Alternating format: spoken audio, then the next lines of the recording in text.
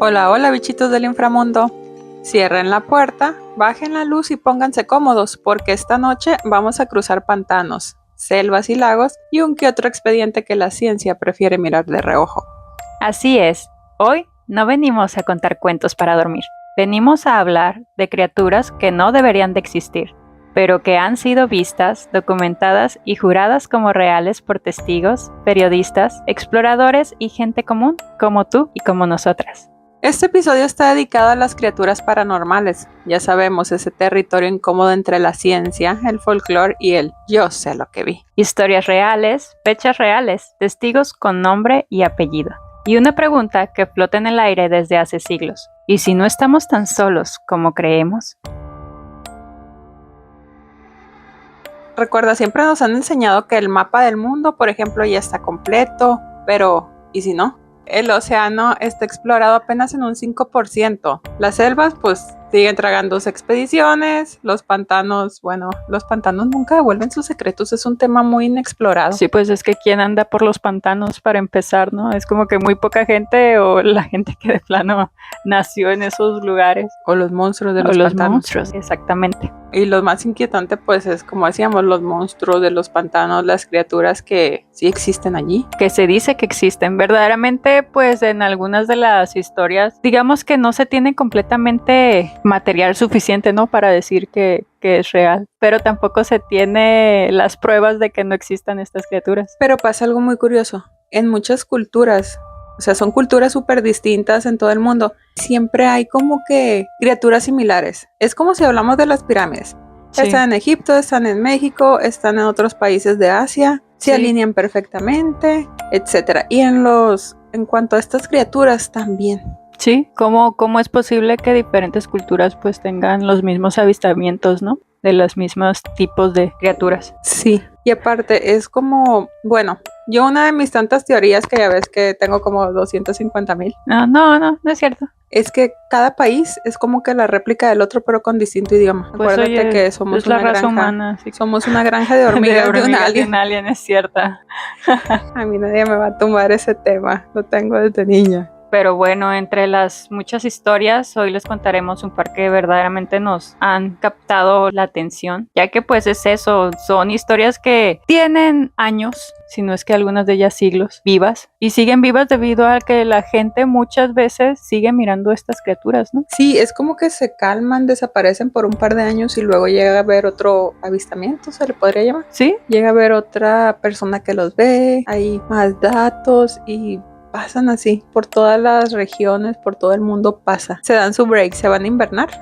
Y luego dicen, ya tengo ganas de despertar y asustar y salen. Entre ellos, como yo les hablaba de los pantanos, está el Honey Island Swamp Monster, que esta historia El monstruo comienza... de los pantanos. Sí, el monstruo de los pantanos. Esta historia está basada en Luisiana, Estados Unidos. La historia comienza en 1963, en los Sí. pantanos de Honey Island, cerca de la frontera entre Luisiana y Mississippi. El primer testigo documentado fue Harlan Ford. Era un controlador de tráfico aéreo y cazador con amplia experiencia en vida salvaje. Él solía volar un avión bimotor y exploraba terrenos de caza y posibles ubicaciones de campamentos de caza. No era un aficionado a lo paranormal. O sea, no creía en estas cosas. No, y él Estaba pues, dentro del mundo de... como era cazador, ya estaba acostumbrado a ir a los swamps o a los pantanos. Sí, pues era de las regiones, ¿no? Sí, bueno, les digo, Ford encontró un lugar perfecto para un campamento, pero estaba tan apartado en el pantano de Honey Island que tendría que conducir la mitad del camino en bote y luego caminar la otra mitad. Y aparte caminar, estaba súper dentro. Sí, o sea, imagínate andar por los pantanos. Qué miedo, la verdad. A mí Más que nada por los animales que Sí. puedan atacarte, la es a verdad. lo que iba, me daría más miedo entrar al pantano y que me salga una, no sé, anaconda, un animal de Ay. esos y me coma, o el hundirme en los pantanos Oh, y también. no respirar y muerte, bueno, etcétera. Como les decía, Ford encontró ese lugar perfecto y se fue caminando.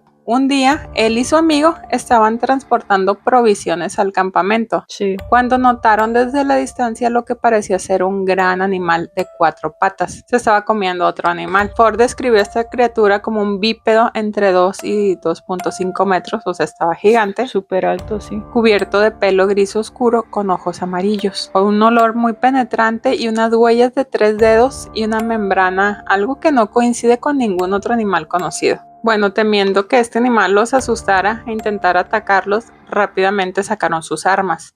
En cuanto lo hicieron, la criatura se puso de pie y los miró a los ojos y se echaron a qué correr. miedo.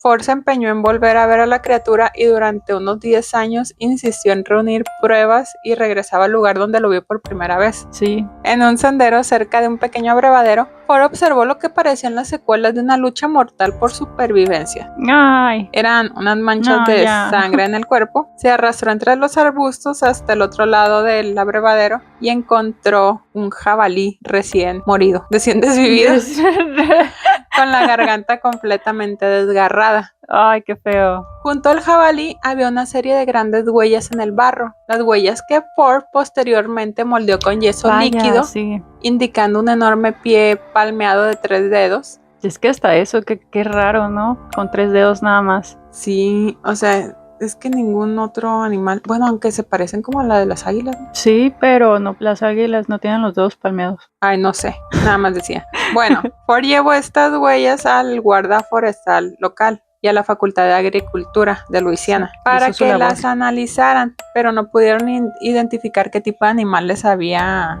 dejado, pues qué tipo de animal era. Fíjate. Y luego Ford, pues en su interés y en su obsesión, más allá de intentar averiguar sobre lo que vio ese día, decidió llevar su cámara.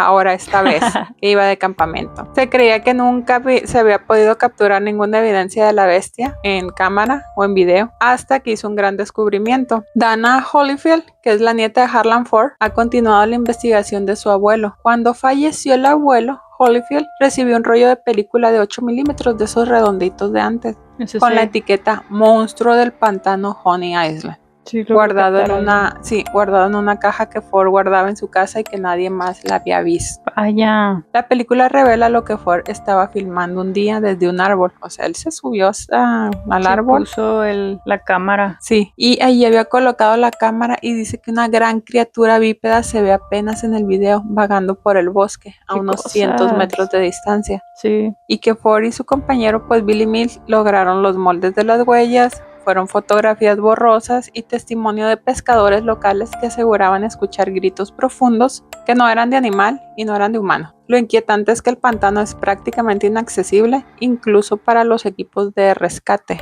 Sí, pues está súper metido, ¿no? Sí. El área donde ellos se encontraban, donde hicieron el campamento. Sí, o sea, sí, ya sabemos. Aparte de andar en bote tienes que seguir caminando. Sí, pues tan solo ya que se revelaron las fotografías, o sea, se sabía que él se había subido a un árbol, todo disfrazado y con las cosas esas de pantano, el camuflaje. Camuflaje, sí. Y de allí pudo tomar las fotografías a lo que nadie le había creído hasta que su nieta, ya después de muerto, dice, y aquí están las evidencias.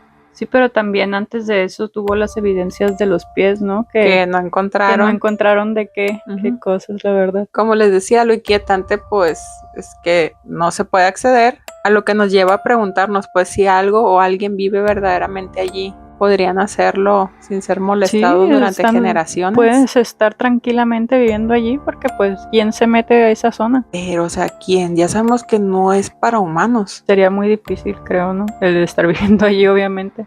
Y el caso, lo más curioso es que el caso sigue abierto. Nunca se comprobó que era un fraude porque hubo medios de comunicación que trataron de revocar eso, de que no era cierto, pero nunca se pudo comprobar que fuera fraude. Nunca se capturó a la criatura. Hasta este momento. Sí, sigue la historia, sigue viva y pues hay evidencia como las fotografías y las huellas moldes, de que existe. Sí, de que algo raro anda por allí. Sí. Pero pues nadie nunca ha capturado esa criatura, nunca más se ha visto y solo están los testimonios de los pescadores y gente del área, ¿no? Sí, y hasta hace un par de años, también ha sido reciente como que han vuelto a escuchar y ver a la criatura. De Vaya. hecho, fue hace como 2 años que salió un video. Ujú. Muchos dijeron que era falso. Sí, eso yo también. Pero ¿Qué andas haciendo en esa zona? no, pero es que ya ni siquiera fue tan metido a los pantanos, fue más en las afueras. Oh, vaya. Pero de todas maneras no se comprueba que los videos hayan sido modificados. Ok, qué interesante Así que eso. yo digo que ya se cansó de vivir en el pantano y quiere venir a la ciudad.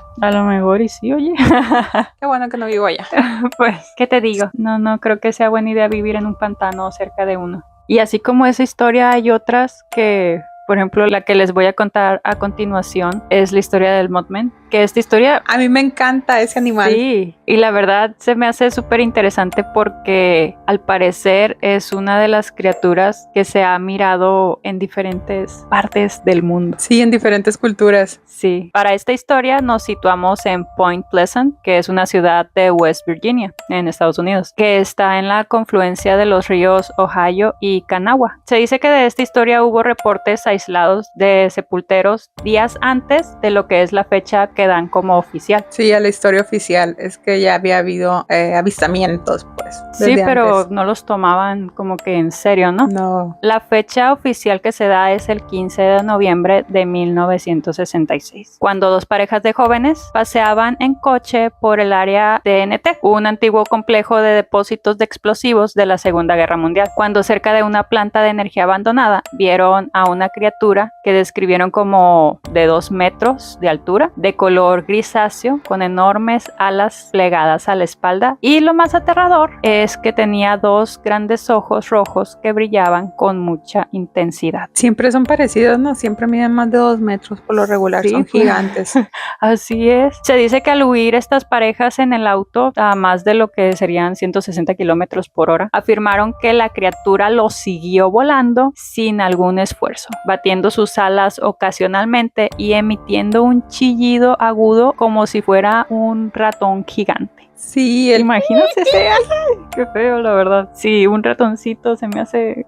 me hace lindo un ratoncito. No, gracias. Al día siguiente de este acontecimiento, el periódico local tituló la noticia como "Parejas ven un pájaro del tamaño de un hombre o algo". El nombre del Mothman fue dado por un periodista influenciado por el éxito de la serie de televisión de Batman de la época. Sí, por eso es que se me hace tan pura Mothman. Está gracioso, ¿no? Tras el primer reporte, Point Pleasant se convirtió en el epicentro de lo extraño, ya que fueron 13 meses de terror que vivieron los habitantes. Se registraron más de 100 avistamientos documentados. Los testigos no eran solo jóvenes, sino policías, bomberos y ciudadanos respetables. Los fenómenos pues no se limitaban nada más al Mothman, que es lo más interesante. La zona experimentó lo que era una oleada paranormal. Cosas como avistamientos de ovnis, ya que no pasaba una semana sin que alguien reportara luces circulares de colores sobrevolando el área de TNT o el río. Sí, que era la zona donde guardaban los explosivos y armas y cosas raras de la Segunda Guerra Mundial. También se dice que hubo avistamientos de los hombres de negro.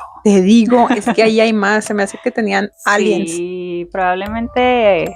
Es que a mí se me hace que muchas de estas criaturas son verdaderamente experimentales. Espérate que tengo una historia que para allá vamos.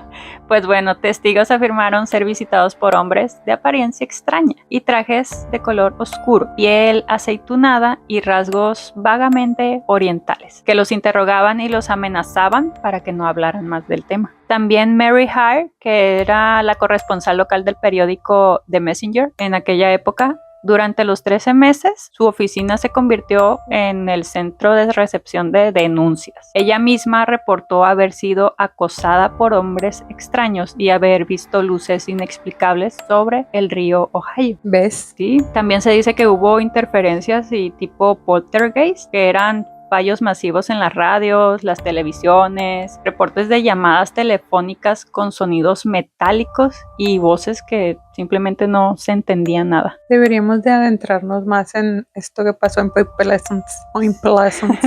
Sí, es que hubo tanto, pero se dice que la mayoría de los sucesos fue debido al Mothman, se le atribuye a él. ¿Qué energía tan fuerte tiene? Por eso me cae bien. Pues bueno, también la policía de Mason County recibió decenas de llamadas semanales reportando al hombre pájaro que se asomaba por las ventanas de las granjas cercanas. Hacia finales de 1967, el ambiente en Point Pleasant ya era paranoia pura. John Keel, que es un investigador que llegó al pueblo en diciembre de 1966, pues para checar el tema. Llegó de metiche, le llegó el chisme y quiso llegar. Sí, claro, pues oye, buena historia. Él comenzó a recibir también llamadas telefónicas de una entidad que se hacía llamar Indrid Cold o el hombre sonriente, quien le daba predicciones sobre desastres mundiales. Muchos testigos también empezaron a sufrir de conjuntivitis del Mothman. ¿Por qué? Eso es lo que yo, ¿por qué? Pero nada más por verlo, ¿o qué rollo? Sí. De hecho, se dice que les daba por verlo cuando miraban los ojos rojos. A ellos se les ponían también los ojos irritados y sufrían de quemaduras leves después de ver a la criatura, sobre todo después de ver hacia los ojos. También les daban ataques de pánico inexplicables, pues oye, por todo el miedo colectivo. Eso ha pasado mucho cuando tienes avistamientos de ovnis y de aliens, cuando toca ver a criaturas como los aliens. Sí, como que la radiación, ¿no? Sí. De las cosas. ¿Recuerdas el primer capítulo que hicimos? Sí, Eso. Cuando se le puso a ella también el cabello canucio después de que ese objeto estuvo sobre ella. Sí. Sí, yo digo que es eso, pues radiación, y es que quién sabe de dónde salen estas cosas. Plutonio radioactivo.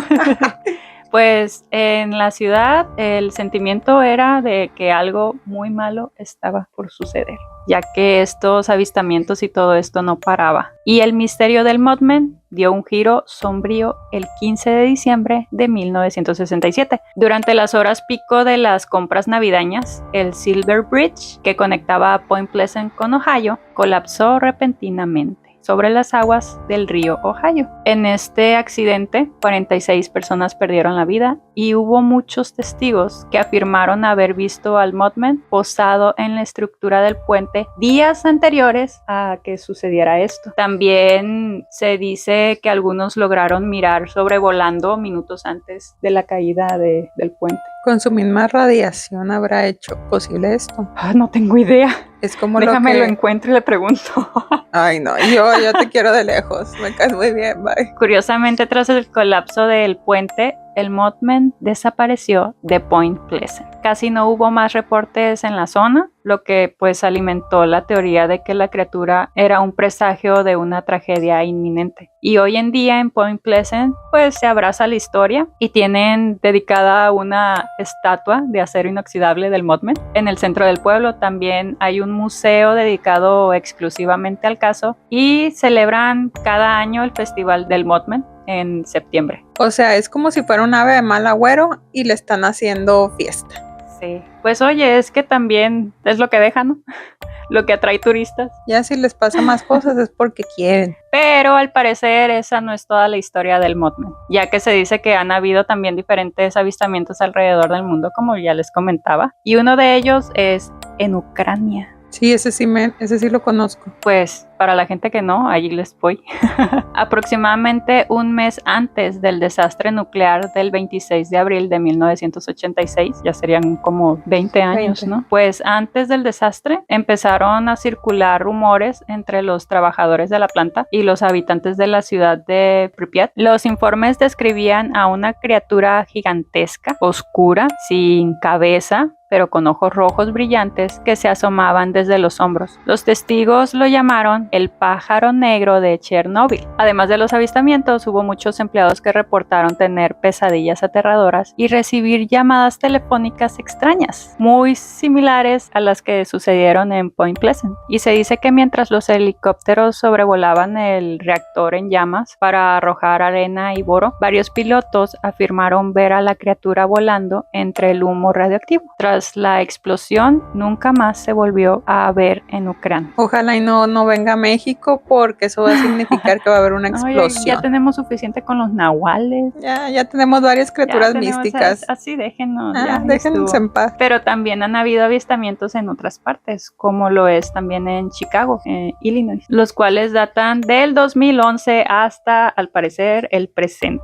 Sí, eso es a lo que me refería. Por eso es que muchas de las criaturas que no se muere ese tema, porque descansan unos añitos. Sí, pues los avistamientos en Illinois se concentran cerca del aeropuerto internacional de O'Hare y los lagos Michigan. Sí, pero en ese aeropuerto es el que tiene más actividad paranormal del mundo. Ya ves que se dice que por allí. Se dice que en Illinois, ¿no? En Chicago. Sí, pero en ese aeropuerto hay mucha actividad paranormal. Se ha comentado que es uno como de los tipos portales, y es como la película de los hombres de negro, que es por donde viajan criaturas de diferentes galaxias. Es donde llegan, ¿no? Pero es que están los trabajadores, o sea, está bien interesante lo del aeropuerto. Pues sí, se dice que desde el 2011 han habido avistamientos, pero con un pico masivo entre el 2017 y el 2020. Cientos de personas, incluyendo, como dices, el personal de seguridad del aeropuerto y muchos pilotos, han reportado haber visto, en este caso, a un humanoide volador de 2 metros, con alas y con ojos rojos. Lo que más llama la atención de este caso, pues, es que hay reportes oficiales del avistamiento, realizados, pues, por múltiples testigos del área. También hubo un investigador llamado Lon Strickler, que recopiló, al parecer, más de 150 testimonios detallados sobre esta zona nada más. Pero pues a diferencia de Point Pleasant y Chernobyl, en Chicago no ha ocurrido ninguna tragedia que se vincule directamente con el Mothman. No, porque en ese aeropuerto está, ya te dije, de galaxias y de fregadera y media, o sea, están aprobados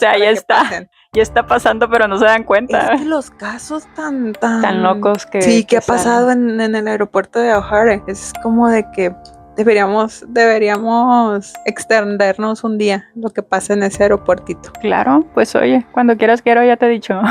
Anotado. No, sí, vamos. Ahora les voy a hablar de el chupacabras. Yo sé, ese fenómeno conocidísimo aquí en México. Y en Estados Unidos, ¿no? También. A eso voy. Antes de que nosotros lo conociéramos como el chupacabras, este fenómeno ya había ocurrido en los años 70 en Puerto Rico.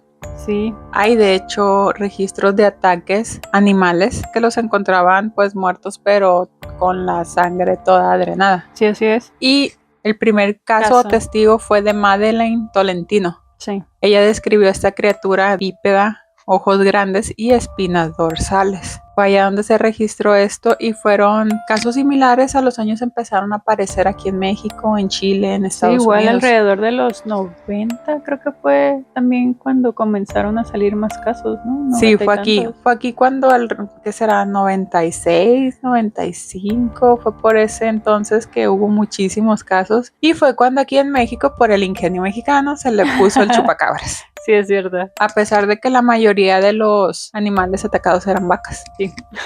Desde la década de 1970, granjeros de Puerto Rico, México y el sur de los Estados Unidos reportaban animales muertos de forma extraña. Gallinas sin cabeza, cabras con marcas en el cuello. Sí. Y la sangre, pues, faltaba.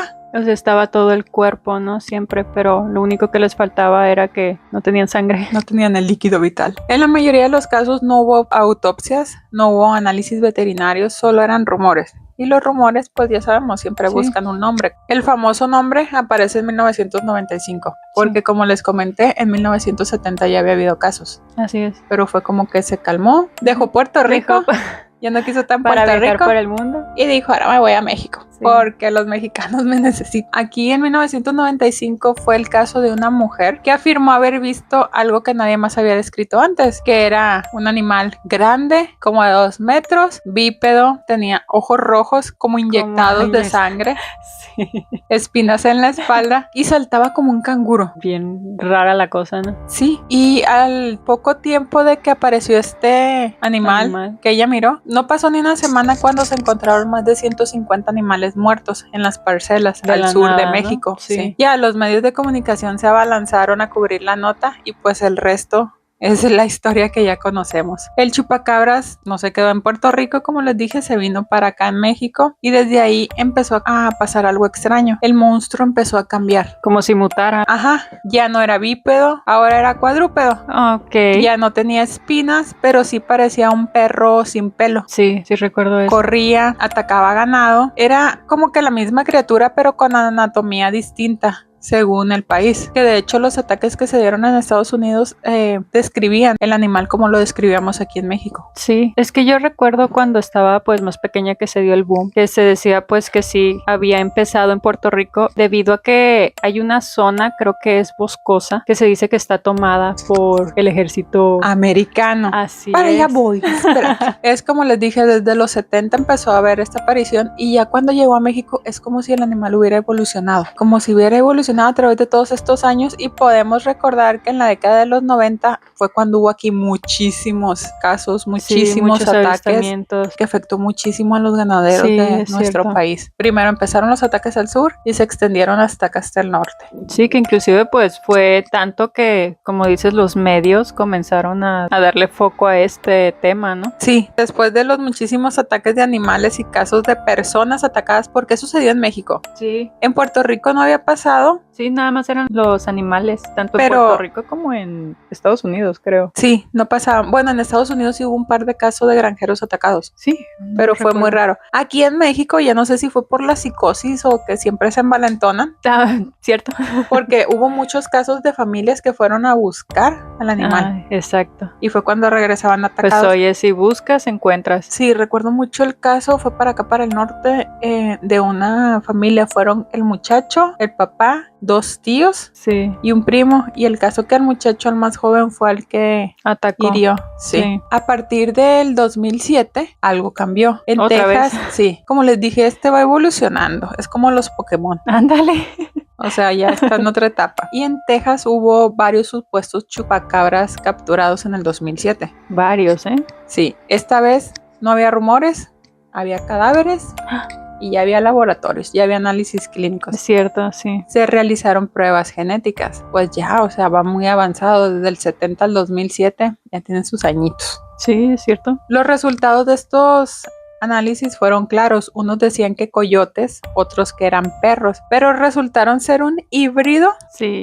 Así que nunca fue la imaginación. Al parecer, como comentaste tú, en Puerto Rico hay una base, una zona que no pueden entrar los locales porque está tomada por ejército americano. Sí. Al parecer fue un experimento que le salió mal, que se salió de control. Sí, simplemente se les escapó. Y siempre se presentaban este tipo de coyote perro híbrido con espinas, ojos rojos, pero todos tenían una sarna sarcóptica severa. Era como si fueran roñosos, sarnosos, un monstruo que se le está cayendo el pelo, pero que come sangre. Sí, qué cosas tan raras, ¿no? Y pues fue esta enfermedad que destruía el pelaje, deformaba la piel y hacía que los animales se vieran monstruosos. Hoy, ¿qué les puedo decir? El chupacabras vive en internet. Hay videos borrosos. De hecho, hay fotos sin fecha. Yo creo, por lo que se han dado circulando, como que está renaciendo. ¿Está renaciendo la historia o están habiendo otros avistamientos? Y es que fue en el 2021, cuando empezó lo de la pandemia. Sí. Hubo, no sé si recuerdas, un par de casos. Pero a la vez fue con lo de la pandemia, pues nadie salió. Nadie sale, sí, claro. Estábamos tan locos con esto que, que el chupacabras dijo, ahorita no es momento de salir de nuevo. Sí. Pero bueno, como les comentaba, hay videos borrosos, hay fotos sin fecha, hay imágenes que no tienen ubicación, pero está como que renaciendo. Eso sí, hay varios videos últimamente que son de inteligencia artificial. Obviamente. Y por eso muchos dicen que renació, pero no. Hace 3, 4 años sí hubo un ataque, o 2 en México, pero fue como que se cayó la noticia, no hablaron mucho de ello. Sí, no salió mucho. Digo, pues que también hace cuánto de la historia y se dejaron de ver avistamientos, ¿no? Simplemente como que se esfumó, se lo tragó la tierra y ya no volvió a pasar nada después de cierto tiempo. Pero a lo que estamos viendo muriendo cada ciertos años, renace. Pues como les decía, el chupacabras no es un depredador vampírico, fue un experimento que salió mal. Así se dice, ¿no? Sí. Yo sí lo pienso, la verdad. Como dije anteriormente, la mayoría de las criaturas que han salido es porque... Pues no sé si recuerdas que también cuando estábamos más chica en los 90 hubo también un experimento que se salió mal, pero era un tipo tiburón. No lo recuerdo. ¿En serio? Sí, ¿en Está serio? bien bueno, no divertida, pero la historia estuvo Interesante. bastante interesante. Un tiburón, tipo tiburón. Sí, porque era tipo tiburón humanoide. Uy, cuando quisieron hacer las sirenas. No, Ok, ya bueno. no, después te lo cuento. Ok. En fin, bueno, este chupacabras, como les dije, no es mito moderno, es un animal que tiene fecha de nacimiento, que ha sido identificado, explicación comprobada. Sí, que ha pasado de Ya tiene de sus país a mitos. país a país, ¿no? Sí, y Porque ha evolucionado, como les comenté. Sí. Va cambiando con el paso de los años, como que se va adaptando al país que llega o al ambiente. sí, supongo que es por supervivencia, ¿no? Te vas Sí. moldeando. O sea, el verdadero monstruo no estaba en el campo, sino en los laboratorios científicos, un experimento que salió mal. Sí, yo también lo creo, la verdad. Y esta fue mi historia del chupacabras, una de las criaturas más famosas que ha sido del folclore moderno latinoamericano. A diferencia de otros mitos, su origen es bastante reciente, si nos vamos, que tiene desde el 70. Sí. Y ha estado súper bien documentado, ligado a casos muy específicos. Podríamos decir que un tiempo fue una histeria colectiva y los medios de comunicación cubrieron, ya sabemos también las malas interpretaciones que hubo. Sí, claro. Pero así fue como nació este mito, cómo se expandió por el continente y que aún sigue vivo. Y que fue tan grande, ¿no? Que inclusive creo que fue The History Channel que creó el documental de... El caso tuvo... Una cobertura mediática masiva, Sí. porque así, fue un caos a nivel mundial. verdaderamente. O sea, pasó en Puerto Rico, en México. En México fue cuando empezó a tener una Sí, super es cierto. cobertura y se dio a conocer a cierto. nivel mundial. Claro, pues aquí lo bautizaron como el Como el chupacabras, chupacabras, sí. el ingenio mexicano. El chupacabras. Espero les haya gustado el chupacabras. Pero pues hay también criaturas que al parecer se extienden aún más atrás en los tiempos. Sí, La siguiente historia que les traigo es la historia del Congamato. la de África. Así es, la de África de 1923. Sí, ya tiene muchísimo ¿Ya tiempo. tiene un siglo? Uy, eso es verdad, un siglo. Sí. Bueno, pues esta criatura se volvió muy famosa gracias a un explorador británico de nombre Frank Mellan, quien en su libro de 1923, titulado In Witchbound Africa, él relata cómo los nativos de la región del pantano de Gyundu, en Zambia, le hablaron de un ser volador terrorífico, una criatura que es temido por su agresividad, y su nombre en el idioma de la etnia Gaonde significa literalmente el que vuelca botes o rompedor de botes. Sí, porque es gigante. Sí, es masivo. Se dice que es un lagarto con alas, de cuerpo como el de un murciélago, con piel roja o negra, con un pico largo, lleno de dientes y una envergadura de entre 1.2 a 2 metros. Es un híbrido entre un ¿No te de suena algo Comodoro, como un monstruo de Comodoro con murciélago. Si no te suena otra cosa. Sí, es el primo del chupacabras.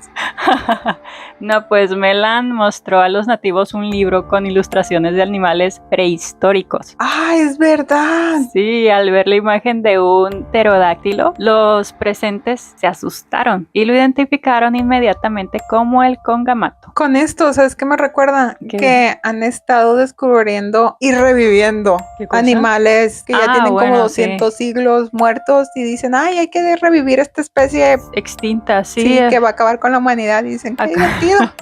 Ay, sí. Pues sí, debido a lo avanzado de la ciencia, ahora se traen muchas especies que ya dejaron de existir. Les voy a dar que me revivan la billetera. ¿Dónde? ¿Dónde me apunto, oiga? A ver si se multiplican los billetes. Pues bueno, a lo largo del siglo XX varios encuentros reales alimentaron el misterio. Está el del famoso naturista Ivan Sanderson en 1932, que estaba en una expedición en Camerún cuando afirmó ser atacado por algo que llamó Olitau, un pariente del Congamato. Describió una criatura negra del tamaño de un águila con alas de murciélago y mandíbulas con dientes que casi lo golpean mientras cruzaba un río. También está el de J.P.F. Brown en 1956, quien es un ingeniero que cerca de Fort Roxbury en Zambia reportó haber visto dos criaturas volando lentamente y en silencio, y dijo que tenían también un aspecto claramente prehistórico. En la misma región hubo también un hombre que llegó a urgencias con una herida profunda en el pecho. Este hombre afirmó que un pájaro gigante lo había atacado en los pantanos de Banweulu. Cuando le pidieron que lo dibujara, comenzó a dibujar algo similar a un pterosaurio. Pues la criatura nunca se capturó, pero los ataques eran demasiado específicos para ser pues simplemente una leyenda o un mito. Se han propuesto varias teorías, entre ellas está la favorita de todos, que sugiere que una pequeña población de pterosaurios sobrevivió a la extinción masiva en los remotos y densos pantanos africanos. Volvemos a los pantanos. Sí. ¿Qué cosas no habrá allí? Y pues se dice que estos han cambiado muy poco en millones de años, mientras que muchos otros investigadores creen que el congamato es en realidad una confusión con animales conocidos, pero vistos en condiciones de poca luz o bajo estrés, como el pico zapato, que es un ave enorme de aspecto prehistórico, mirada fija y comportamiento territorial. Es que me recordó a la águila esa gigante que también mide como 2 metros y se ve como de la prehistoria. Sí, hay que animales. fácil levanta un humano. No recuerdo cómo se llama. También está la cigüeña ensillada, que por su tamaño y forma de vuelo, pues piensan que también puede ser este animal. Otro de ellos es el murciélago de cabeza de martillo, que es el murciélago más grande de África, con una cara ensanchada que de perfil podría parecer el pico de un reptil. Ok, no Y sabía pues, que existían esos. Sí, y pues algunos antropólogos sugieren que el mito original del volcador de botes nació de encuentros con mantarrayas de agua dulce que pueden saltar fuera del agua y golpear canoas, y su forma plana y movimientos alados bajo el agua podrían haber sido reinterpretados por los locales como una criatura voladora en el folclore. Pero pues la realidad es que hubo muchas personas que tuvieron estos avistamientos e inclusive fueron atacados por las criaturas. Eso. O sea, el que se llevaron al hospital, uno de los que fue atacado, eso no corresponde con un ataque de mantarraya. No, es que para mí ninguno corresponde a lo que mencionan, ¿no? Porque tan solo está la nota de que este explorador les mostró el libro con los dinosaurios y ellos dijeron, es esta cosa. Es que sí debe de haber quedado algo. Supongo que sí, o sea, hay muchas cosas que todavía no se entiende aunque la ciencia esté tan avanzada, y como también hay tantos descubrimientos que salen después de... Porque como estábamos diciendo hace rato, la Tierra, la verdad, ¿cuánto la han explorado? Sí, y si poco. nos vamos al mar, los avistamientos o bueno, como dijiste, los descubrimientos que ha habido nuevos en los últimos 10 años. Sí, de especies que han estado allí. El pulpo prehistórico. Ahí tiene 500,000 años viviendo muy a gusto, nada más que ahora dieron con él. Exactamente. Sí creo la historia de que sea una especie que quedó... De dinosaurio. Que haya quedado allí todavía. Porque son picos con dientes, o sea... Mi pregunta es, ¿por qué no quedan vivos los bonitos? Los que no hacen nada. No, nomás salen las iguanas. Estas desgraciadas ya sabemos que son prehistóricas y ahí siguen. Sí, se dice que las tortugas también. Sí, ya ves las gigantes que hay. Sí. Y pues estas son las historias que les tenemos para este episodio. Hay muchas más, sí, la verdad hay muchos. Próximamente podremos hacer el parte 2 de las criaturas. El parte 2 de todos les vamos a tener próximamente, la verdad, porque son temas muy extensos. Entre este y el aeropuerto de O'Hare, es que si vieran las teorías que yo tengo en mi cabecita y otras que he visto. Sí, es que hay mucha historia. No conocemos verdaderamente, yo creo que ni el 10% del mar, del 10-20% de la tierra.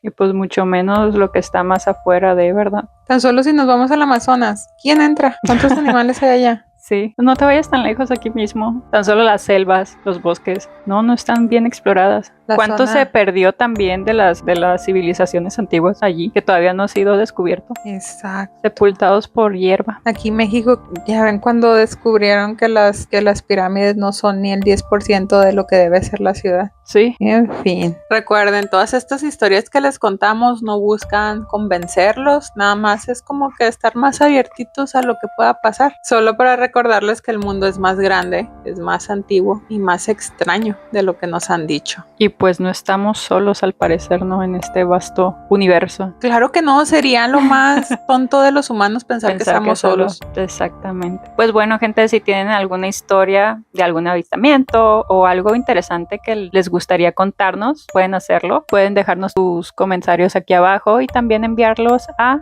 lasmacabronachismecito@gmail.com. Así es, escríbanos, síganos en nuestras redes también, suscríbanse, si les gustó este episodio lo pueden compartir y formar parte de nuestra comunidad. Así es, así que pues nosotras los miraremos la siguiente semana con un nuevo episodio y un nuevo tema. Y recuerden que mientras exista la duda, el inframundo sigue abierto. Bye bye. Bye. Gracias por escuchar Las Macabronas, donde el miedo se escucha y el misterio se disfruta.